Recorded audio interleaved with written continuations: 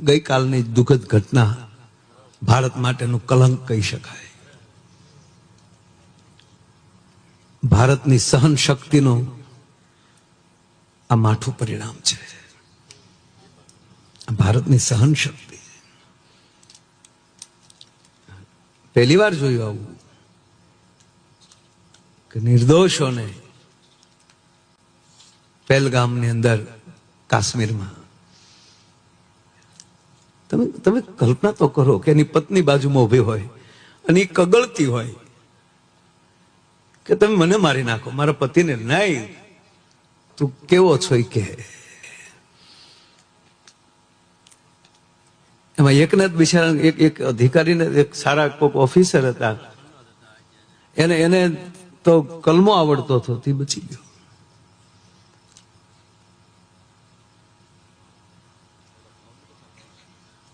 આપણા ભાવનગરના બે, એક સુરતના,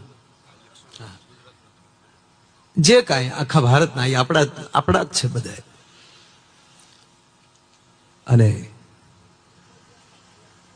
આપણા અમિતભાઈ શાહ કાલે ને કાલે રાતે સાહેબ ત્યાં શ્રીનગર પોતે પહોંચી ગયા, અત્યારે હજી ત્યાં છે. અને તમામના પરિવારને હવાઈ માર્ગે અત્યારે લગભગ 12-12:30 અહીંયા ભાવનગર પણ અત્યારે આવવાના હતા. અને આપણા મુખ્યમંત્રી શ્રી એ અત્યારે ભાવનગર પહોંચી ગયા. સવારમાં એ શમશાન યાત્રામાં હાજરી દેવાના છે.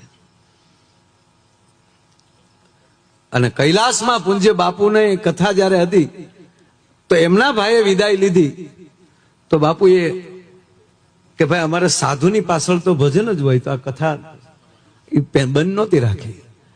પણ આજની 10 વાગે સાહેબ બાપુએ નિર્ણય કરી નાખ્યો, પોતે કંપી ગયા. કરે આપણા આવો માનવ સંહાર અને એક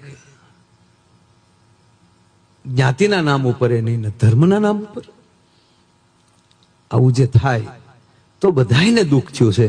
બાપુએ કથા આજે મુલતવી રાખી અને પોતે પરત વહી આવ્યા. તો કાર્યક્રમની શરૂઆત કરવી પહેલા જેણે જેણે આત્માઓ ગુમાવ્યો છે એ તમામ આત્માઓને ભગવાન મહાદેવ એના ચરણે રાખે. અને આ ભારતીયોને કહું કે બસ હવે ભારતી બનો, જ્ઞાતિવાતીના વાડા મૂકો, નકર મરી ગયા માનો. ક્યાં સુધી આપણા